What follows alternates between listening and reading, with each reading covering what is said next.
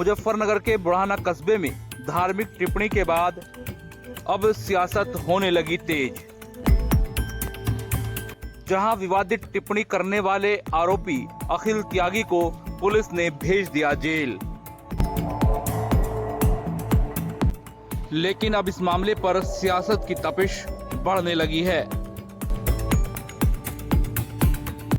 विभिन्न राजनीतिक दलों के नेताओं के बयान लगातार सामने आ रहे हैं। घटना के दिन मुजफ्फरनगर सांसद व समाजवादी पार्टी के नेता हरेंद्र मलिक ने पुलिस अधिकारियों से बातचीत कर पूरे मामले में कार्रवाई के लिए कहा था, जिसके बाद एआईएमआईएम के नेता और प्रदेश अध्यक्ष शौकत अली ने भी प्रदर्शनकारियों के खिलाफ दर्ज हुए मुकदमों को गलत बताते हुए उन्हें वापस लेने की मांग कर डाली। लेकिन अब भाजपा के पूर्व केंद्रीय मंत्री संजीव बालियान बुढ़ाना पहुंचे और अखिल त्यागी के परिवार से मुलाकात की। उन्होंने घटना स्थल का दौरा किया और परिजनों से पूरी जानकारी ली। मीडिया से बातचीत में बालियान ने कहा कि जिस तरीके से अखिल त्यागी पर कार्रवाई की गई है, उसी तरीके से अखिल की दुकान पर पथराव करने वाले लोगों पर भी कार्रवाई होनी चाहिए। उन्होंने प्रशासन से आग्रह किया कि भीड़ के दबाव में ना आए और कहा कि उनके पास भी भीड़ तंत्र की ताकत है, वो भी दबाव बना सकते हैं। बालियान ने पुलिस की कार्यशैली पर सवाल उठाते हुए कहा कि मुकदमा कल दर्ज हुआ था, लेकिन गिरफ्तारी अब तक नहीं की गई है। इस दौरान भाजपा के कई नेता भी मौजूद थे, जिन्होंने मौके पर पहुंचे पुलिस अधिकारियों से कार्रवाई की मांग की। हालांकि कस्बे में शांति व्यवस्था बनी हुई है, लेकिन राजनीतिक माहौल अभी भी गर्म है और नेताओं के बीच की तीखी बयानबाजी जारी है। हालांकि संजीव बालियान ने क्या कुछ कहा, सुनिए जरा पूरी बातचीत। खराब करने की कोशिश की जा रही है, कौन लोगों की साजिश है? 10 साल तो पूरी शांति रही, कानून का राज रहा, कोई जाति धर्म के आधार पर भेदभाव हुआ नहीं। एकाएक जिस तरह से बुढ़ाना कस्बे में 5 से 10 हज़ार की भीड़ के द्वारा कस्बे को बंधक बनाया गया, रास्ते रोक दिए गए, यहाँ प्रवेश त्यागी जी के आवास पर पथराव और आगजनी की गई। ठीक है, एक टिप्पणी गलत की थी अखिल त्यागी ने, उसको पुलिस ने जेल भेज दिया।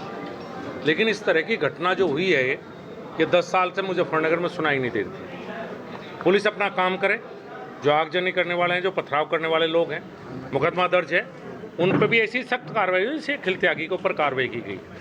तो आज पुलिस द्वारा कहा गया है कि कार्रवाई करेंगे। हम कल तक उसकी प्रतीक्षा करेंगे, क्या कार्रवाई होती है, फिर कस्बे के लोग दोबारा बैठेंगे और कस्बे को अराजक तत्वों के हवाले नहीं किया जाएगा। जनपद में कानून का राज था और कानून का राज रहेगा। किसी के दबाव में आकर पुलिस प्रशासन कोई कार्रवाई ना करे, जो निष्पक्ष कार्रवाई वो करे और कानून का राज दोबारा स्थापित करे। आपके 2 इनाम प्रतिनिधि रह चुके हैं, 2 इनाम में उस समय बड़ी शांति रही है, लेकिन अभी अगर माहौल खराब होने लगा है, किस नजरिए देखते हैं आप?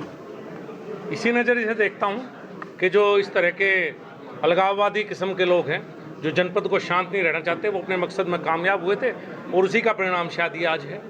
मंत्री जी, आपके द्वारा जिला प्रशासन को चेतावनी भी दी गई है, जल्द से जल्द कार्रवाई कराने में बड़ा। निश्चित रूप से कस्बे के लोग तय करेंगे और जब कस्बे के लोग तय करके मुझे बुलाएंगे, मैं यही खड़ा पाऊंगा।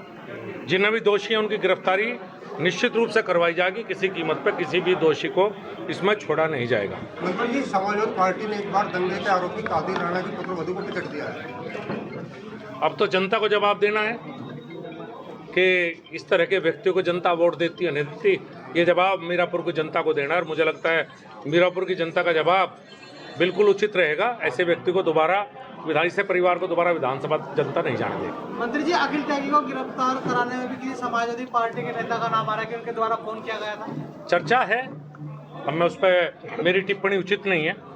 मैं तो ये कहता हूँ कि अगर अखिल त्यागी की गिरफ्तारी परिवार के द्वारा की गई है, तो जो परिवार की तरफ से मुकदमा दर्ज है उस पर भी उसी तरह से पुलिस गंभीरता दिखाए और कार्रवाई करे।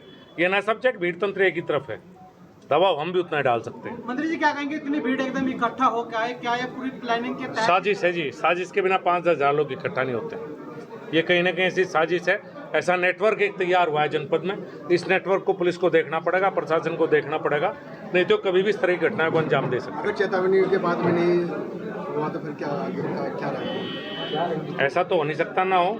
नहीं तो हमारे पे बहुत कुछ है करने के लिए। मीटिंग में भी जो है हाँ, शांति समिति की मीटिंग में भी वही लोग बैठे थे जिन लोगों ने जिन लोगों को इस कस्बे की महाराजा का माहौल पैदा किया, वही शांति समिति में थे। चलिए, ठीक है, धन्यवाद। Swami Vivekanand Subharti University, one of the leading universities of North India. 250 acres campus, 220 plus professional and vocational programs, 20,000 plus students, state of the art infrastructure. Come and give wings to your career with Swami Vivekanand Subharti University, where education is a passion. NH 58, Meerut, Delhi, NCR.